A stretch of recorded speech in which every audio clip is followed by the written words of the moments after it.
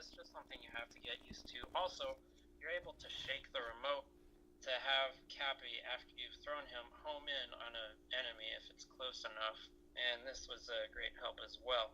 However, I will say that the motion controls, while useful in certain parts of the game, are incredibly clunky and impractical to use efficiently if you are playing the Switch in the handheld configuration, which I sometimes do.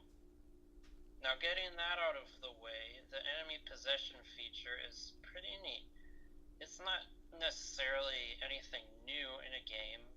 It's basically just a transformation limited to specific areas and zones of specific levels. However, it is fun and does spice up the gameplay somewhat. Now I want to talk about the art style of the game next. Each world has a pretty distinct look. If you look at something with a little more realism, like New Donk City, you can compare that with the Cooking Kingdom, which looks like something out of one of the Beatles' acid trips in their music videos. But it works interestingly. One thing that's weird is how the enemies in the game are very cartoony, but some of you'll find random characters which are much more realistic looking. For example, the T-Rex, which you can possess, looks much more like a realistic rendition of a T-Rex, although no feathers, which science is saying they have now, or did have, maybe. Anyway, it looks a lot more realistic than the Goomba right next to it. There's also a little dog that you can find in some levels, which looks like a realistic Nintendog, and he'll help you find buried treasures. The humans in New Donk City also are about twice Mario's height. So is Pauline, but she is more in the same style of art as Mario.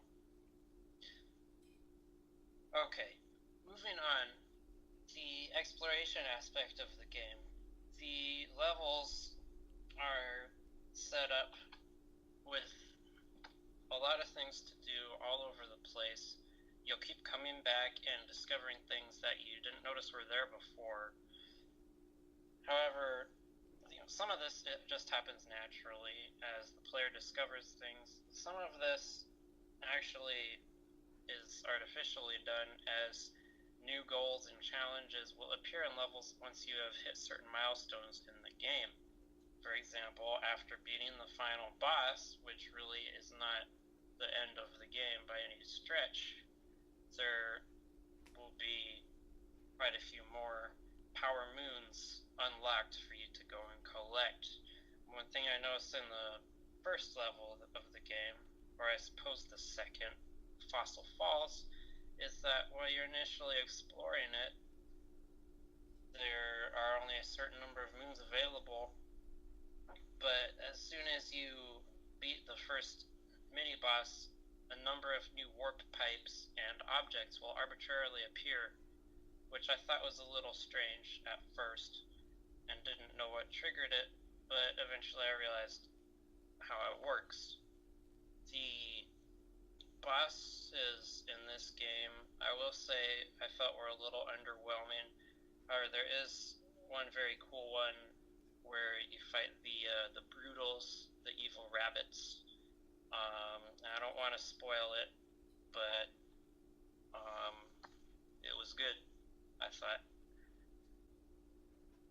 Most of the challenges early in the game are pretty easy. After beating the final boss, you'll find many more difficult ones to undertake. Now, one thing I also want to mention is hidden secrets in the game, which are plentiful. There, you will find many warp pipes around the worlds, which you can go into for a more linear challenge, kind of like the other dimensional woodblock floating rooms in Mario Sunshine, where you lose your flood. There's some things like that in this game. Usually you have Cappy, and that's not what I'm talking about here. These rooms are more of a linear stage with platforming challenges and a power moon at the end. However, there is always a second power moon hidden somewhere nearby along the way, which you might easily miss if you don't look around. And so the game encourages and rewards exploration all the time, anywhere you go. Now, one last thing I would like to say is the controls for the game and some of the cool hat moves you can do, in which you may have seen on show-off YouTube videos. You can throw the hat, jump off it, throw it again, do forward dive. You can traverse much larger distances than you might think possible when you combine jumps and hat bounces. And there is a lot to discover in the game. I recommend it. Currently, I have approximately 675 power moons out of 999. I'm not necessarily set on collecting all 999 of them. For one thing, in any game like this, there are always going to be one or two challenges that are just a little more frustrating than they feel worth to me. Also, a lot of the power moons of those 999 are ones that you just buy with gold coins, so what's the point? That being said, it's something I recommend to play. I give it 5 bags of popcorn